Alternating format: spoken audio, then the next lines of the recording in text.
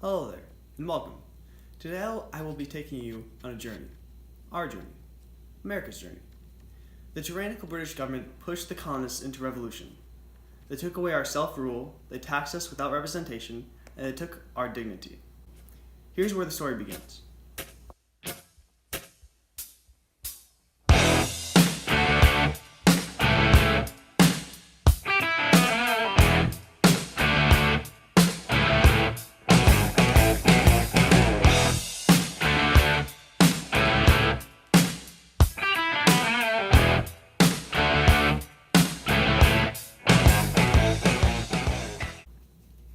A revision of the Sugar and Molasses Act of 1733. The Sugar Act of 1764 implemented a tax of 6 pence per gallon on foreign imported molasses. This was in order to pay for 1/5 of the cost of the French-Indian War, which was roughly 100,000 pounds. While the British saw this as reasonable, the colonists did not. Oh, hello, fellow colonist. Hello, It's me. Have you paid your taxes on sugar by chance? You know, I can't recall, mate. It's me, bitch. Ow, that hurt!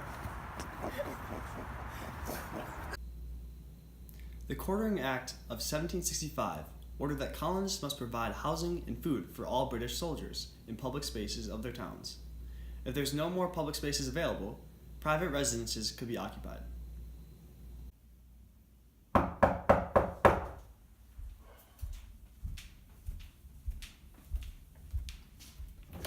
Can I help you?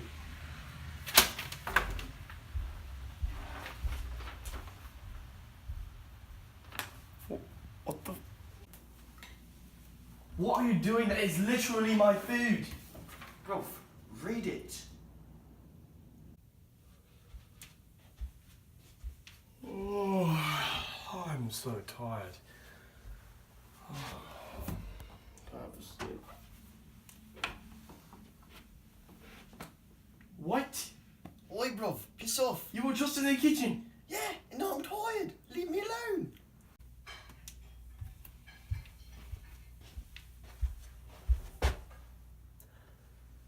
I swear to God, if that is my toothbrush. That is my bloody toothbrush. What's the big deal, bruv? Honest, it's just your toothbrush. Piss off. One night in 1770, British soldiers were antagonized by a mob of angry colonists. The British said that they acted in self-defense, while the colonists say they were mercilessly gunned down.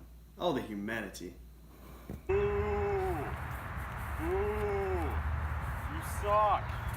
The audacity.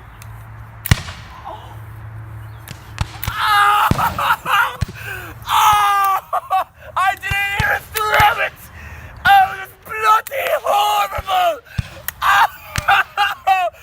Oh, the humanity! Arguably the most controversial act of them all, the Tea Act of 1773 granted the British East India Company a tea monopoly in the colonies. This was met with much resistance by the colonists, as it was seen as a blatant intrusion of liberty.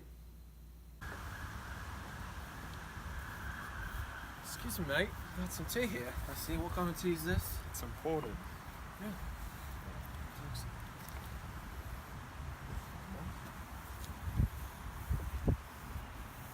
Hold it right there. Is that East India? I don't think it is.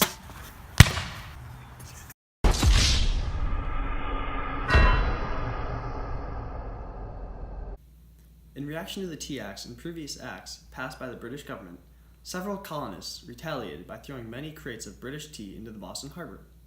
They were disguised as Indians, and yes, some were shirtless. There's something off today. Where's the tea? Why is the tea in the middle of the harbour? How did this happen? Those goddamn British taxing my tea. Oh, God, I can't stand it. No more. The British government was not happy with the unrest and uprisings in the colonies. They passed the Coercive Acts in response to the Tea Party and general rebellious behavior of the colonists. In the colonies, the acts were referred to as intolerable acts. Attention colonists!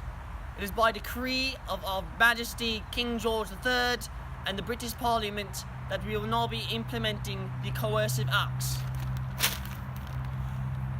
On behalf of Our Majesty and his Parliament, the following motions shall be implemented on response to the general defiance of the Massachusetts colonists and the abhorrent acts of those that participated in the Massachusetts Tea Party.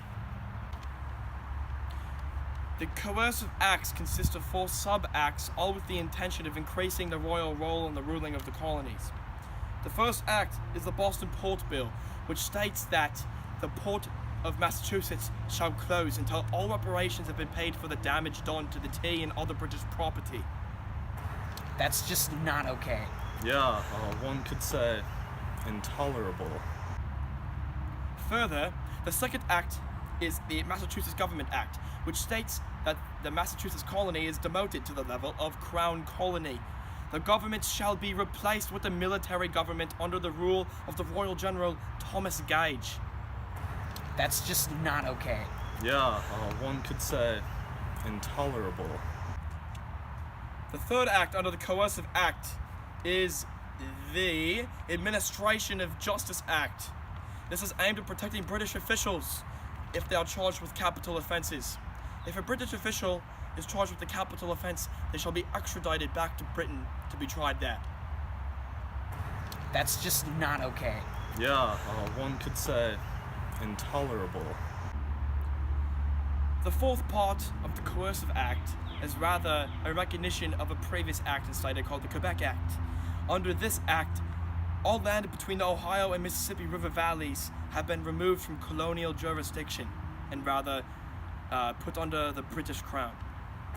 That's just not okay. Yeah, one could say intolerable. Common Sense was an example of a piece of literature that pointed out the flaws in British rule and the need to secede from it. Literature and discussion became more popularized until the colonists eventually burst into rebellion. Hello, I'm Thomas Paine. Check out what I just wrote.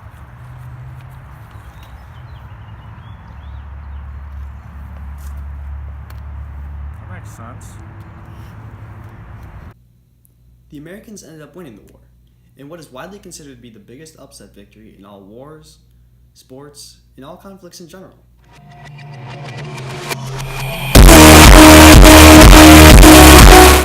Oh no! I'm on the moon. What now?